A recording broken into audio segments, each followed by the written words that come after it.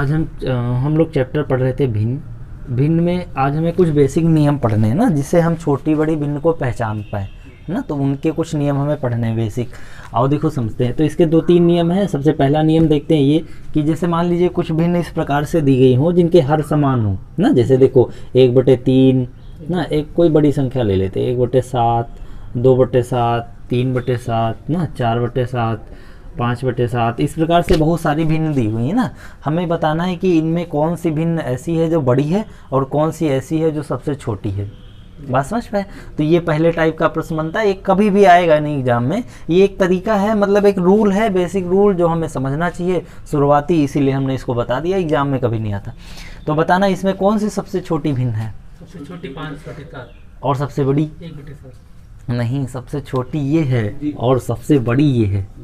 सबसे बड़ी जिनके हर समान है इसलिए। हाँ ना, देखो समस्या ये है ना, इनके कहने का मतलब ये है कि 1 मीटर कपड़ा है उसके 60 टुकड़े बनाने हैं, 2 मीटर कपड़ा है उसके 60 टुकड़े बनाने हैं, 3 मीटर कपड़ा है उसके 60 टुकड़े बनाने हैं, ये 5 मीटर कपड़ा है उसके 60 टुकड़े बनाने हैं। तो बड़े टुकड़े किस में निकलेंगे भाई, जाहिर सी बात है 5 मीटर टुकड़े में 60 टुकड़े बनाओगे तो बड़े निकलेंगे ना। ये इनके कहने का मतलब था ना। तो इस प्रकार से देखा जाए तो सबसे बड़ी भिन्न तो तुम्हारी यही होती है ना, और सबसे छोटी ये होती है। यानी एक नियम हमें यहाँ से समझना होगा ना। एक नियम हम ये समझेंगे कि जब हर समान हो तो बड़े अंश वाली भिन्न सबसे बड़ी होती है।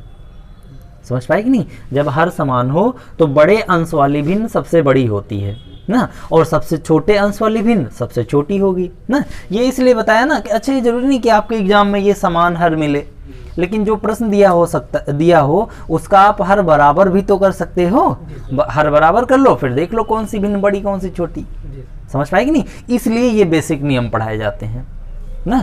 तो ये पहला नियम हुआ। जब हर बराबर हो, हर बराबर होगा तो भिन्न कौन सी बड़ी होगी, जिसका अंश बड़ा होगा, और छोटी कौन सी होगी, जिसका अंश छोटा होगा। इस प्रकार से ये पहला नियम हो गया। आओ दूसरा देखते हैं। ये समझ पाए हैं। जी अब की बार हम अंश बराबर कर लेते हैं ना। हर बार अंश बराबर रखेंगे तो देखना, फिर वही वैसे ही देख लो। 5 मीटर कपड़ा है 60 टुकड़े बनाने ना, 5 मीटर कपड़ा है 9 टुकड़े बनाने हैं, 5 मीटर कपड़ा है 6 टुकड़े बनाने हैं, 5 मीटर कपड़ा है 8 टुकड़े बनाने हैं ना। तो कपड़ा तो सेम है ना, तो जहाँ कम टुकड़े बनाने होंगे वही बड़े टुकड़े होंगे। समझ पाए कि नहीं। सेम कपड़ा है तो जहाँ कम टुकड़े बनाने होंगे वो बड़े टुकड़े होंगे। तो भाई देखो यहाँ 5 मीटर कपड़ा यहाँ भी था, लेकिन यहाँ सबसे कम टुकड़े बनाने हैं, यानी ये भिन्न सबसे छोटी होगी। यानी हम आपको समझाना ये चाह रहे थे कि इस नियम के अनुसार जब अंश बराबर हो तो अंश बराबर होने पर छोटे हर वाली भिन्न सबसे बड़ी होती है। समझ पाए कि नहीं भाई। छोटा हर होगा तो छोटी संख्या से डिवाइड करना पड़ेगा तो बड़ा आंसर आएगा। बात समझ पाए कि नहीं। तो जो जब अंश बराबर हो तो छोटे हर वाली भिन्न, लेकिन जब हर बराबर हो तो बड़े अंश वाली भिन्न हमेशा बड़ी होती है।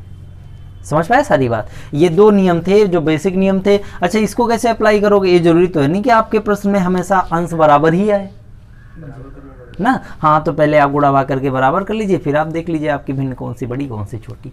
इस प्रकार से आप कोई भी प्रश्न कर सकते हैं ना। तो ये 2 प्रकार के बेसिक कुछ नियम आए।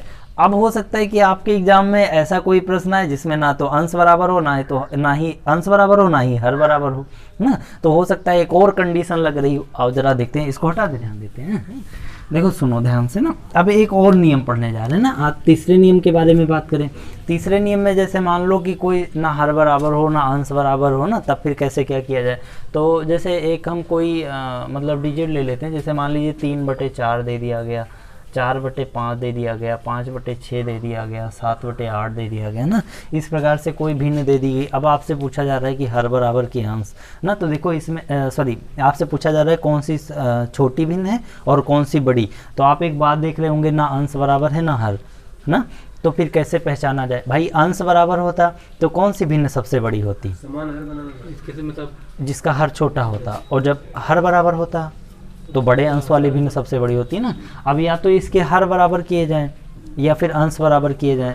तो अंश हर बराबर करने के लिए बहुत गुणा भाग करना पड़ेगा ना।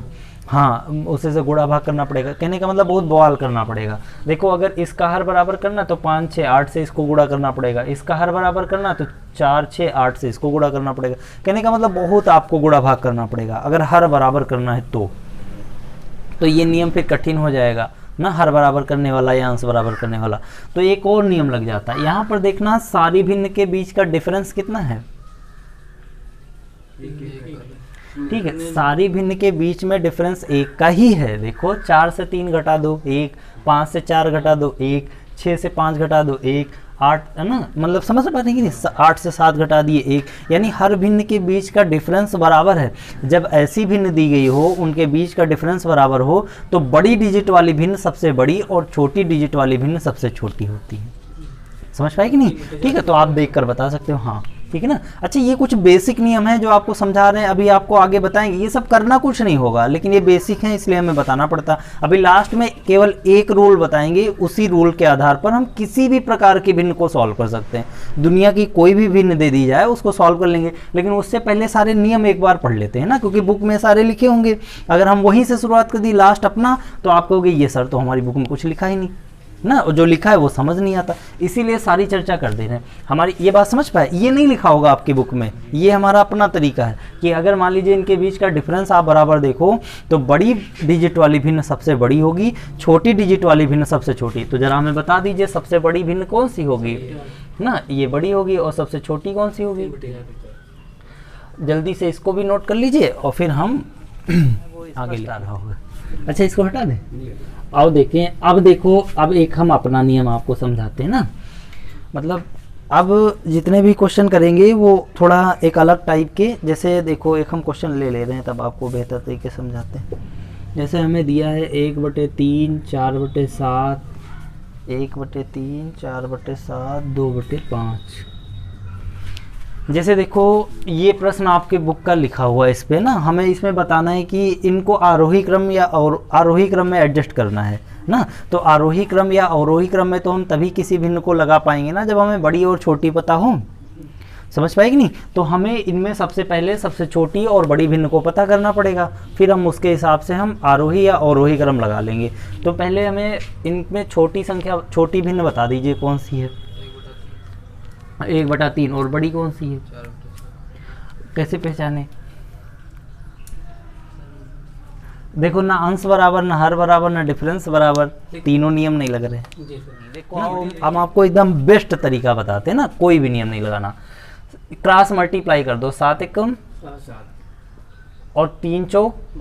हम बड़ी भिन्न पहचान रहे हैं ना, हम बड़ी भिन्न पहचान रहे हैं, तो छोटी वाली हम छोड़ देंगे। 7 बड़ा की 12, तो यानी ये वाली भिन्न बड़ी है, ये छोड़ दिया ना। 4 पंचे 20 और 7 दूनी 14 ना, बताना 14 बड़ा की 20, यानी ये वाली भिन्न सबसे बड़ी है। समझ पाएगी नहीं? हम क्रॉस मल्टीप्लाई करते चले जाएंगे और जो डिजिट बड़ी होगी हम मान लेंगे वो बड़ी है, आगे बढ़ाएंगे, आगे कंपेयर करेंगे। इस प्रकार से कितनी भी बहुत सारी संख्याएं दी जाएं, बहुत सारी भिन्न दी जाएं, फिर भी हम गुणा करते बड़ी पहचानते चले जाएंगे आगे। समझ पाए? तो सबसे बड़ी कौन सी हो गई? अच्छा, हम मान लेते हैं कि आप बड़ी ना पहचान रहे हो, आप छोटी पहचान रहे हो ना, क्योंकि ये तो हम बता दिए ना। हो सकता है कि आपके मन में हो कि सर हम बड़ी नहीं ढूंढेंगे, हम छोटी ढूंढेंगे पहले, तो चलो आप पहले हम छोटी ढूंढ लेते हैं ना। तरीका है, बता दे रहे हैं पहले शुरुआत में सारी चीज़ें, फिर आप अपने मन से करते रहना, चाहे बड़ी ढूंढना चाहे छोटी। आओ देखो हमें छोटी ढूंढना है, चलो क्रॉस मल्टीप्लाई करो, 7 एकम और 3 चौक। जरा हमें बता दीजिए 7 बड़ा की 12, तो हमें छोटी लेना कि बड़ी? हम तो छोटी पहचान रहे हैं ना, तो हम 12 हटा देंगे। अब इन दोनों में कंपेयर कर लो ना, तो हाँ, क्योंकि ये आपकी छोटी मिली गई, ये बड़ी मान लिया, तो इसको हमने हटा ही दिया। अब इन दोनों में कंपेयर करना है, तो 5 एकम और 3 दूनी, तो बताना 6 बड़ा की 5। हमें लेना क्या है? 5 लेना ना, हमें छोटा लेना ना, 6 तो बड़ा है, यानी ये वाली भिन्न बड़ी, हमें छोटी लेना है। तो सबसे छोटी कौन सी? तो सबसे छोटी ये, सबसे बड़ी ये, तो क्रम से लगाना है। आओ लगा लेते हैं। शायद हमें अवरोही क्रम में लगाना था आपकी बुक में ना, चलो कोई भी लगाना हो, हम अवरोही लगा लेते हैं, फिर देख लेंगे। बताना अवरोही क्रम क्या होता है? हाँ, अवरोही होता है घटता हुआ क्रम। अवरोही अवरोध उत्पन्न करने वाला ना, ठीक है। अवरोही यानी घटता क्रम लगाना, यानी सबसे पहले बड़ा लिखना है, फिर छोटा लिखना है, फिर सबसे छोटा लिखना है। तो सबसे बड़ा कौन था? 4/7, और फिर इससे छोटा कौन सा था? 2/5, और सबसे छोटा कौन था? ये आपका अवरोही क्रम। अगर आरोही कहता तो जस्ट इसका उल्टा कर देते। आरोही का मतलब होता है आगे की ओर बढ़ते हुए क्रम में। समझ पाएगी नहीं? इस प्रकार से कोई क्वेश्चन कर रहा था। देखो आपको कोई कुछ भी याद नहीं रखना, बस क्रॉस मल्टीप्लाई कर लेना बस। तो ये तरीका हमें सीखना है ना। बाकी जो पहले हमने पढ़ा है वो आपकी बुक में थे, उनको आपको समझाना था, बस समझा दिए, बस सीखेंगे। ये एक संख्या दी हुई है ना, अब इसमें आरोही या अवरोही क्रम आपको पता करना है। आरोही या अवरोही क्रम पता करना है, तो क्रम से लगाना है। तो आओ सबसे पहले हम छोटी बड़ी भिन्न पहचान लेते हैं। चलो हम इस बार आरोही क्रम में लगाएंगे इसे ना। तो आरोही क्रम में लगाने के लिए सबसे पहले हमें छोटी चाहिए या सबसे बड़ी? सबसे पहले सबसे छोटी चाहिए ना। तो आइए चलो सबसे पहले हम सबसे छोटी डिजिट निकाल लेते हैं। तो 11 पचे और 11 9 सॉरी 7 9 63। हाँ तो बताना 63 छोटा है या 55? तो हमें छोटी संख्या लेना है ना, क्योंकि हमें सबसे पहले छोटी चाहिए, तो हम बड़ा छोड़ देंगे ना। अब हम इसका मल्टीप्लाई कर लेंगे 8 ना, 8 5 40 और 7 तो हमें बता दीजिए कि 49 छोटा है या 40? तो 40 छोटा है, इसका मतलब 5/7 सबसे छोटी भिन्न लिखी हुई है, ठीक है ना। अब ये हमें सबसे छोटी मिल गई। अब हमें सबसे बड़ी पहचानना है ना। तो अब हम जानते हैं ये सबसे छोटी है, तो इन दोनों में जो बड़ा होगा वो सबसे बड़ी होगी। हमारी बात समझे? हमें पूरी संख्या को गुणा करके बड़ी नहीं पहचानना, क्योंकि ये तो हम जानते हैं सबसे छोटी है, तो हम उसको हटा दें। अब इनमें पता करना है, 2 सेकंड का काम है। देखो 8 9 72, हाँ, और 11 7 तो बताना इनमें बड़ा कौन? बड़ा 77, इसका मतलब बड़ी भिन्न आपकी ये हो गई। तो इसका मतलब ये जो सीक्वेंस लिखा था ना, वो सीक्वेंस ही सही लिखा था आरोही क्रम में। समझ पाएगी नहीं भाई? ये सबसे बड़ी हो गई, ये इससे बड़ी, तो यही तो यहाँ पर लिखा गया था। समझ पाएगी नहीं? तो ये सबसे बड़ी, ये आरोही क्रम पहले से ही एडजस्ट था। हमारी बात शायद समझ पाए होंगे आप ना। तो सबसे छोटी भिन्न कौन सी, सबसे बड़ी कौन सी? आरोही क्रम लिखा ही है, अवरोही क्रम कहता उल्टा कर देते। यही 4 प्रकार के प्रश्न बन सकते हैं इसमें, बस। समझ पाएगी नहीं? अब आओ एक बड़ा मतलब 4-5 भिन्न लेके एक बार सॉल्व कर लेते हैं, बस ये क्लियर हो जाएगा, ठीक है ना? प्यार है कि नहीं? तो इसमें भैया बहती गंगा है, बढ़िया आराम से हाथ धुल लो, निकल लो आराम से, है नहीं? अच्छा देखिए, हैं देखो ये प्रश्न हमने लिख रखा है ना। इस प्रश्न में ना हम बस ये पहचान लेते हैं कौन सी भिन्न सबसे बड़ी है ना, हम बड़ी भिन्न पहचान लेते हैं। तो चलो आओ हमारे साथ करो ना। देखो इसमें क्या अंश बराबर है, क्या हर बराबर है, क्या डिफरेंस बराबर है? डिफरेंस भी बराबर नहीं ना, क्रम से नहीं दिख रही ना। देखो ये देखो 2 का है यहाँ पे ना, और यहाँ पे भी 2 का है, लेकिन यहाँ पर 1 का ही है ना। तो इस प्रकार से डिफरेंस भी बराबर नहीं। इसका मतलब तीनों नियम नहीं लगे, तो हम लास्ट वाला ही नियम लगाएंगे ना, वो सबसे बेस्ट। देखो गुणा कर लो ना, और फिर 8 7 तो बताना हमें बड़ी भिन्न चाहिए, तो 54 ले लें कि 56? तो 56 यानी ये वाली भिन्न ले लेना। अच्छा ये छोटी है तो इसको हम हटा सकते हैं, ठीक ना। अब यहाँ पर आ जाओ 7 सॉरी 6 7 और 9 5।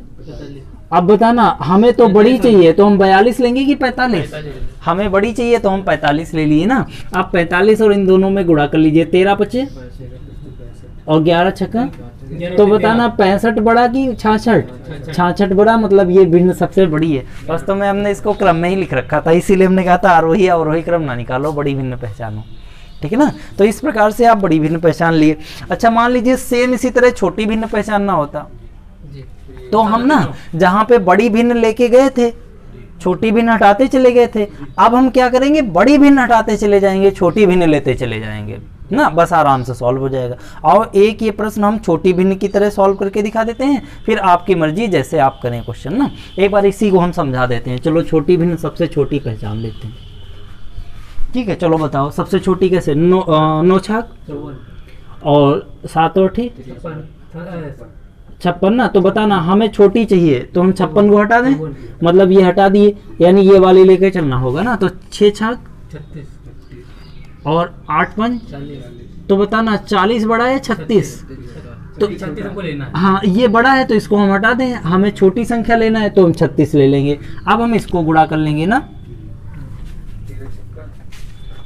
नहीं हाँ ठीक है। तो 13 6 78, ठीक सही, और 11 8 ठीक। तो बताना इसमें छोटा कौन ना भाई? 88 और 78, छोटा कौन? 78। इसका मतलब ये भिन्न सबसे छोटी, ये बड़ी हो गई, इसको हम हटा दी। समझ पाए कि नहीं? तो इस प्रकार से आप कोई भी संख्या कर सकते हो। आपको मालूम ही था कि ये क्रम से है तो ऐसे ही आएगा ना। तो ये सबसे छोटी भिन्न है, ये सबसे बड़ी भिन्न। इस प्रकार से आप अपनी बुक का कोई भी क्वेश्चन ले लो, आराम से आप सॉल्व कर लोगे ना। तो आगे बढ़ा जाए हमारी समस्या ना। ये बेसिक कॉन्सेप्ट थे जो आपको बताना था, ये क्लियर हो गए।